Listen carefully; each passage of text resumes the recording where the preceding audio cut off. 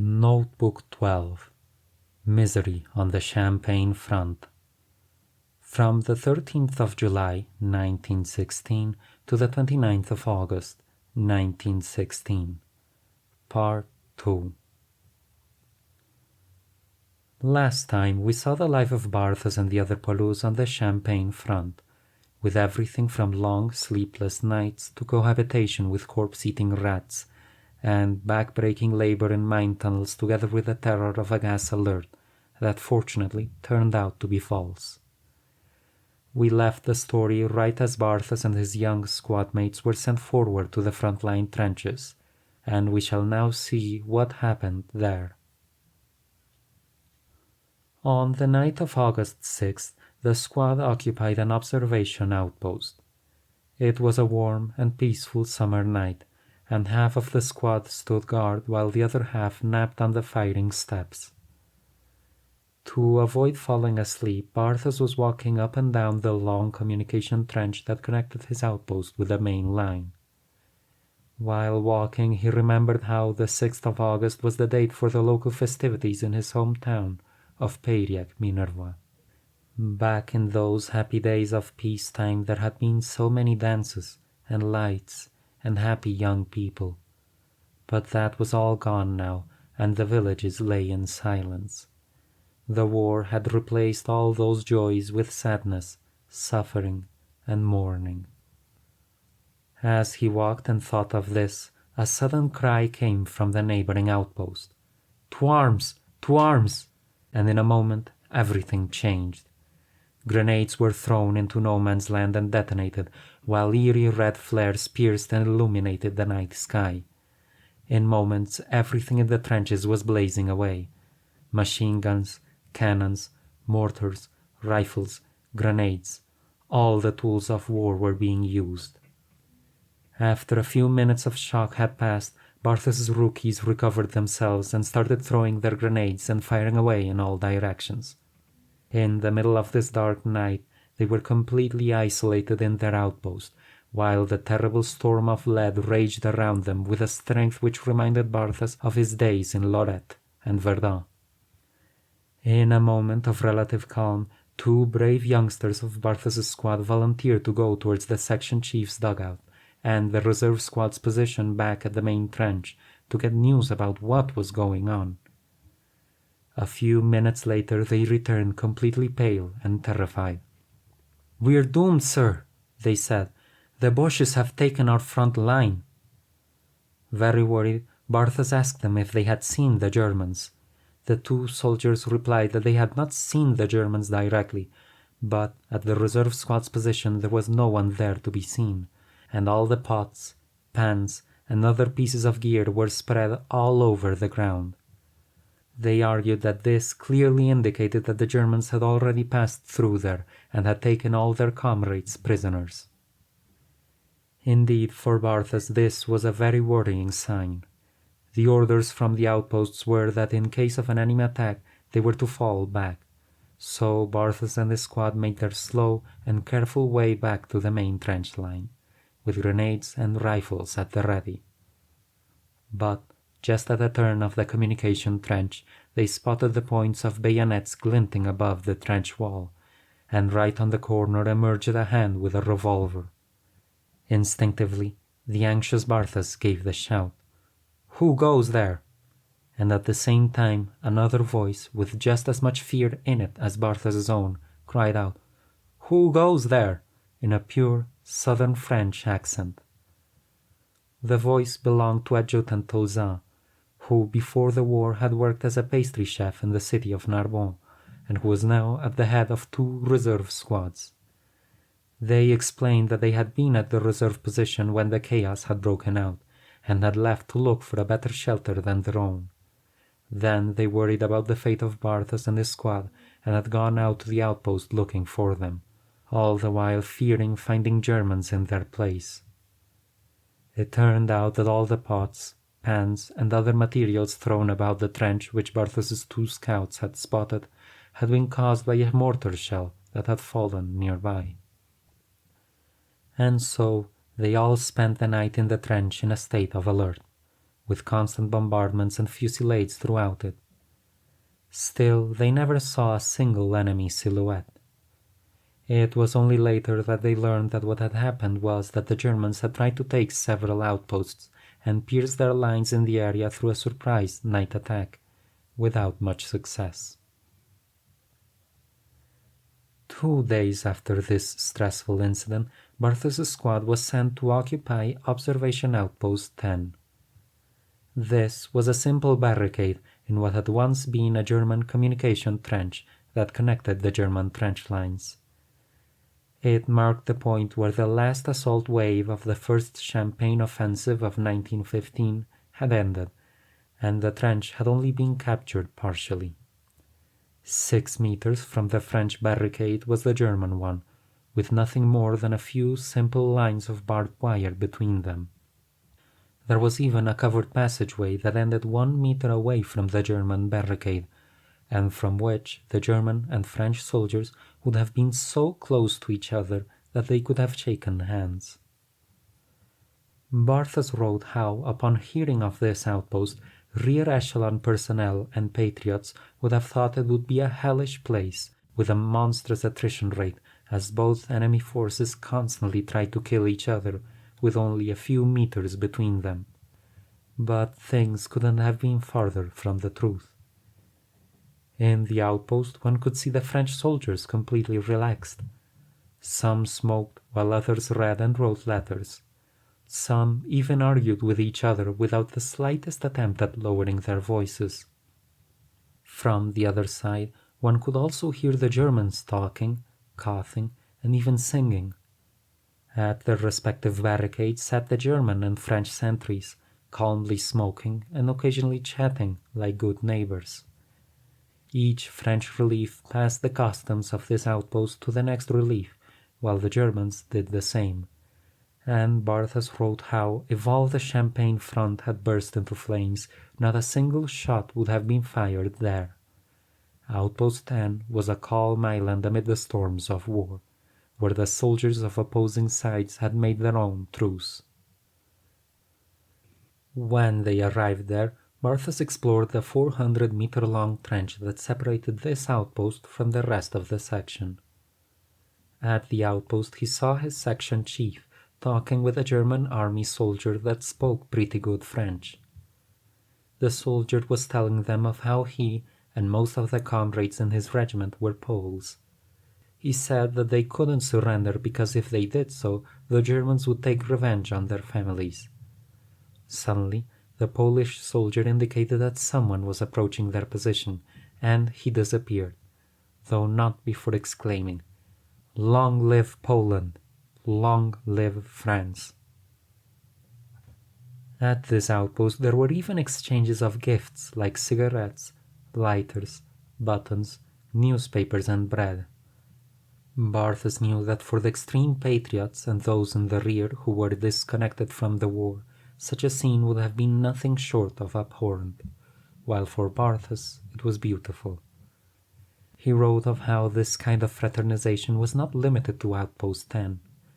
It happened all along the front, wherever the proximity of the outposts allowed it.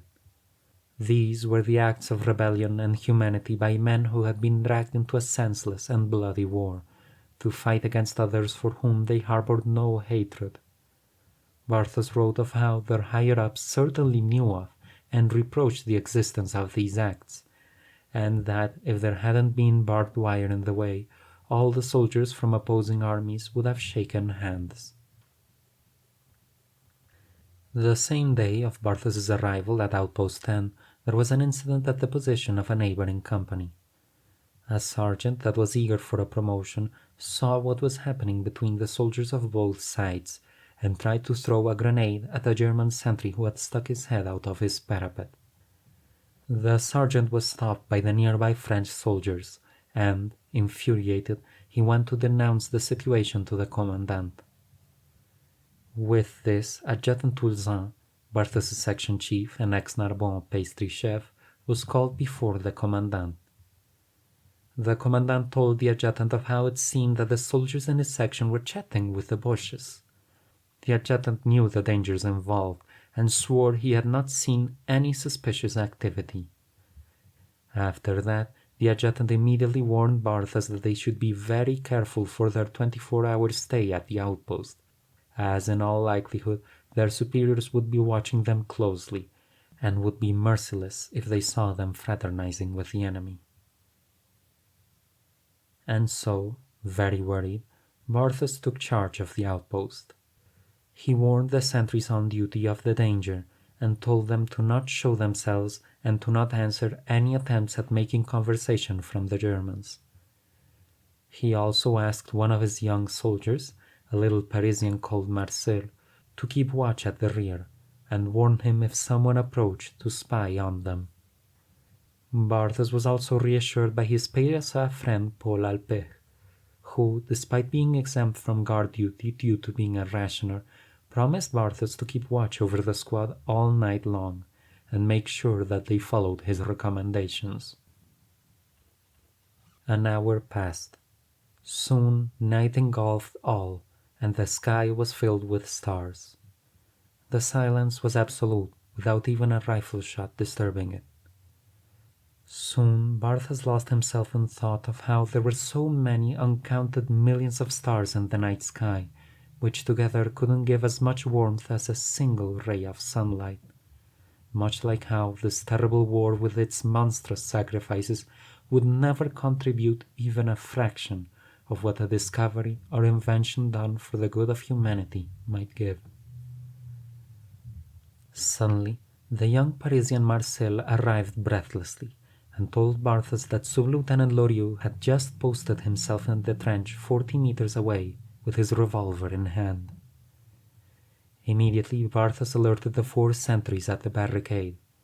They all turned deaf ears at the persistent whistles of a German who was trying to chat with them.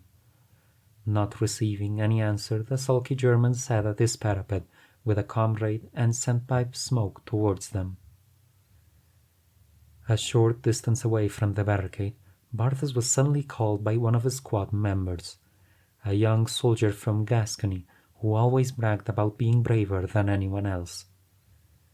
"Corporal," he said, "it's the Boches. They're right there in the wire."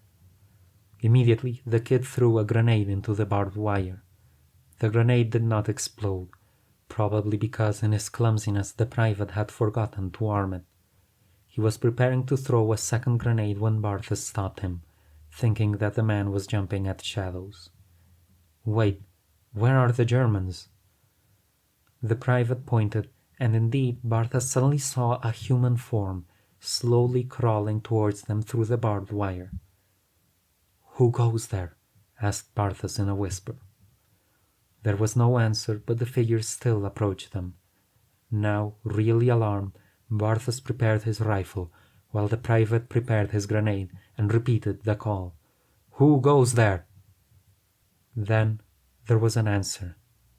"Don't bother about me. Leave me alone." It was Sub-Lieutenant Loriot's voice, and indeed, a few minutes later, the sub-lieutenant jumped into the trench. His breath stank of alcohol, and his revolver was in his hand. "Who threw that grenade in my face?" he demanded. "The sentry was just doing his duty, sir," replied Barthas.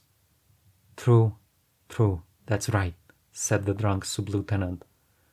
"But you are lucky I didn't see you talking with the Boches.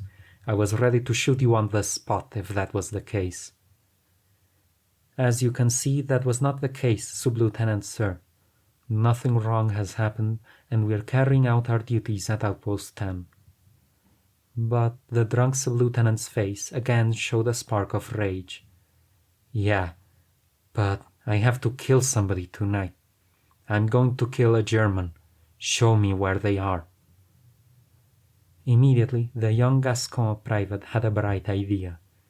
He pointed to a mound of earth that was in the opposite direction of the German outpost, and said, "Sir, the German sentries are over there." The sub-lieutenant squinted uselessly into the darkness, and then headed off while muttering incoherent phrases and threats. And so, what could have been a tragic incident was prevented that night. Later, When morning was approaching, 3 Germans called out to the poilus. Among them was a very young soldier that looked almost like a girl. The Germans asked them if they had any coffee to drink. As they talked, they commented on how the previous day 2 of their friends had been killed by the French artillery. Barthas quickly told them of the incident they'd had with the sub-lieutenant the previous night, and advised that they should not show themselves, as the poilus were being watched closely by their superiors. The Germans were moved by their warning and thanked them deeply. Before disappearing behind the sandbags, one of them exclaimed in broken French how all soldiers, both German and French, were comrades, while all officers were despicable. Barthas agreed completely with the German. He wrote that one shouldn't generalize, but that it was tragic that so many of the officers were so completely morally disconnected from their soldiers. After that, Barthas's relief came. He gave his warnings to the new corporal that relieved him, but found out later the next day that the man was broken in rank. His crime had been to not fire on the German sentries who had appeared for an instant.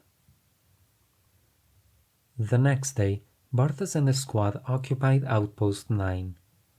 This was a communication trench in the middle of nowhere that headed towards and connected with the German lines. There was a barricade of sandbags and 3 sentries were stationed here, where nothing of value could be seen. A bit farther into the trench was the German barricade, with a couple of sentries, close enough so they could see each other, but too far away to engage in conversation. At the beginning there had been caution on both sides, but slowly they all grew confident that no one wanted to kill each other, and eventually both German and French soldiers ended up showing themselves without fear, often giving friendly waves and smiles at each other. But the next day, at around 8 a.m., at Outpost 9 arrived the dreaded Lieutenant Groulois. A cruel officer hated by the poilus, he had also been the man who found out and punished the corporal that had relieved Barthas. Groulois looked at all the poilus with suspicion, and then, without saying anything, he went towards the barricade. Alone, he started talking, coughing, and laughing loudly to catch the attention of the German sentries. Indeed, one curious German stuck out his head to see what was happening. Then the lieutenant coldly took careful aim with his rifle and fired, his bullet going right through the German's head. Groulois then simply stood up and told Barthas that the sentries were not doing their duty, and left. This horrible man was the most decorated officer in the regiment. The rest of the day the betrayed Germans fired at their outpost non-stop, and only by a miracle none of the sentries were killed. Later, on August 12th, Barthas' section was sent to reserve at a support trench 80 meters behind the front line. During the daytime they had to assemble what were called hedgehogs, bundles of barbed wire that wrapped around 4 iron bars that were joined at the middle. This was an unpleasant task where they were constantly at risk of tearing their skin and clothes. Then, at nightfall, they had to carry these hedgehogs to the front line and throw them at the land around the observation outposts, a risky task in which they could always be caught by a bullet or a grenade. Barthas wrote that he would always remember how his squad of youngsters didn't show the slightest fear at the task, and they insisted that Barthas himself stay safe in the communication trench, telling him that he was the father of a family and that he didn't have to risk himself. They could carry out the task on their own. Later, one night, there was a general alert. The 3 sections that operated in no man's land were called back, and messengers and orderlies rushed in all directions. It turned out that the wind was favorable, and they would now launch the long-planned-for gas attack. This filled the soldiers with dread.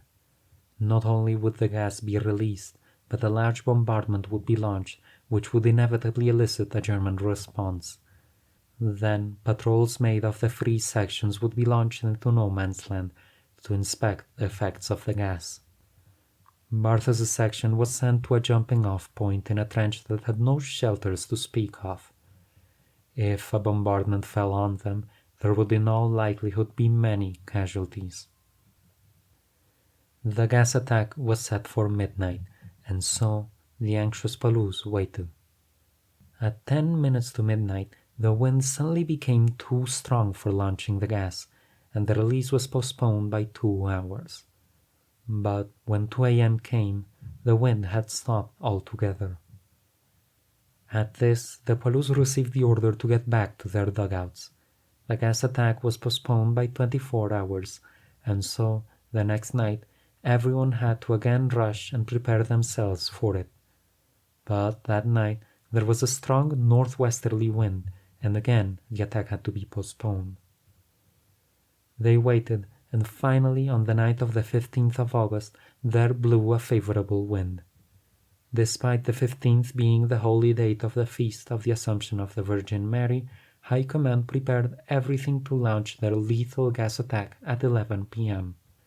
But at 10:30, the wind suddenly changed directions. If they had launched their gas at that time, it would have been little more than suicide.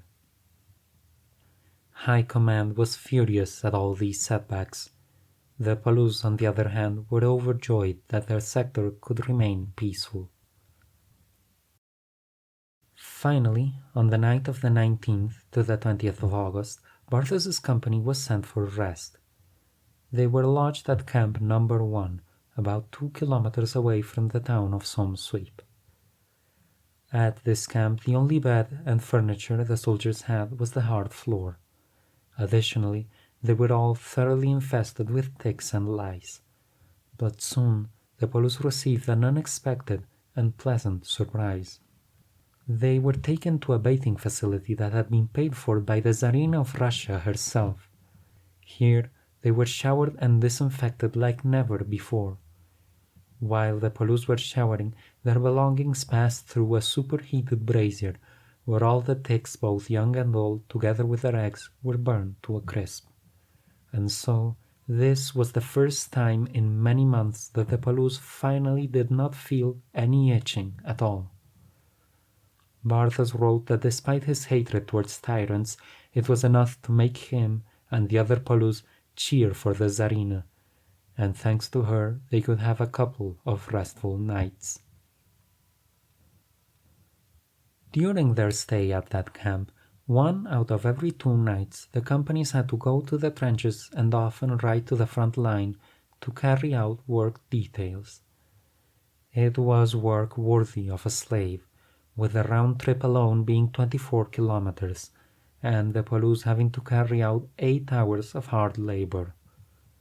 Barthas wrote of how all the soldiers returned completely exhausted from this, but that fortunately he himself was saved from going there, because every time his turn came up he had already been posted for other assignments. One afternoon at the camp, they had to carry out a military parade where Croix de Guerres would be given to those that had won them on Hill 304 in Verdun. Barthas's own company was to carry out the honors, and Captain Adjutant Major Croix-Meyreville was to pin the medals to the chests of the soldiers that had won them. The captain looked quite moved at being given this honor. He formed the company up and ordered the musical salute. The only problem was that their musical salute consisted of a single bugler with a cracked bugle and a drummer with drums so worn out that it sounded like a cauldron. The cacophony that ensued provoked an explosion of laughter among the soldiers. The Crown Prince looked very offended, but he continued the ceremony all the same. After the musical salute came the part of the ceremony, where the captain had to pin the medal on the chest of each recipient and kiss them on both cheeks. And in this part, even the officers couldn't stop themselves from laughing. It looked as if the captain had never embraced his fellow man, and he did so extremely awkwardly. Together with the obvious repugnance he felt at having to kiss the common soldiers, the captain was so near-sighted that each time he approached, his glasses would hit the soldier receiving the medal and fall to the ground. Or the captain's nose itself, which was incredibly long, would crash against the helmets or get entangled in the mustaches of the medal recipients. It was a ridiculous spectacle that made everyone laugh. Only the offended captain was not entertained, and he disappeared as soon as he could. Later, one night, again a general alert sounded, and preparations were made for a new gas attack. But at the very last moment, the direction and strength of the wind became unreliable, and as a result of this, the gas was not launched in some places, while in others it was. The result of this left much to be desired, and among the engineers that released the gas, many fell prey to it. Meanwhile, some of the free section patrols that were sent to No Man's Land returned, reporting that many trenches were filled with dying Germans. But young Maurice Yver of Barthas' squad, who had been part of those patrols, told him that in reality they had hid themselves between the lines and memorized a fake report that had been made up by the leader of the reconnaissance team before returning to the French lines. In this way, the higher-ups were happy at the apparent effectiveness of the gas, while the scouts were happy at not having risked their lives. Still, Colonel Robert showed that he doubted the veracity of these reports, as he sent the scouts back to their respective companies without giving any of the promised medals, promotions, or leaves. Meanwhile, the poison gas containers that had not been emptied during that night experiment were buried deep in the ground. Barthas wrote that apparently this was because the gas would lose its toxicity after some time. Later, sudden rumors spread throughout the division that it would be relieved, and on the 28th of August, this relief began with the units stationed at the front line. While the replacement troops were marching by, a violent storm broke out. Barthas and his companions saw the poor men having to march under the rain, getting soaked to the bone. There were numerous camps and barracks at the rear of the trenches with plenty of room, and Barthas wrote that it would have been easy and humane to allow these soldiers to take shelter there. But the officers had no such considerations for the well-being of their men. Finally, on the morning of the 29th of August, Barthas' company was relieved from Camp 1, and so they left behind the Champagne sector, a sector that had been so calm and safe compared to the hells they had lived through before, for a new and uncertain future. The men had little doubt that they would be sent to the terrible battle of the Somme that was raging with untamed ferocity.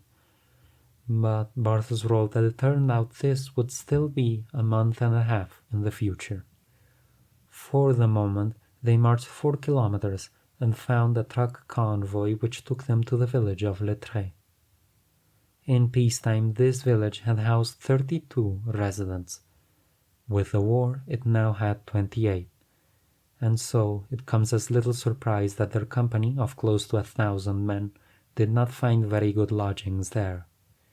Here at Lettre, while the Battle of the Somme was raging and its shadow loomed over their futures, the higher-ups would make the Pelouse carry out daily exercises and maneuvers for open warfare, which they were certain would begin again at any moment. But we shall have to see what happened with all of this on the next episode. For now, we have reached the end of the 12th notebook, and of an episode where we have seen much of the tragedy of the war for the soldiers from both sides. Unwilling men sent to kill each other and rebelling with what little acts of humanity they can carry out, while being led by officers that far too often act in very cold and cruel ways. We shall see what happens with Barthas, his comrades, and the Battle of the Somme on the next notebook. I will see you until then, and I hope you all have a good day.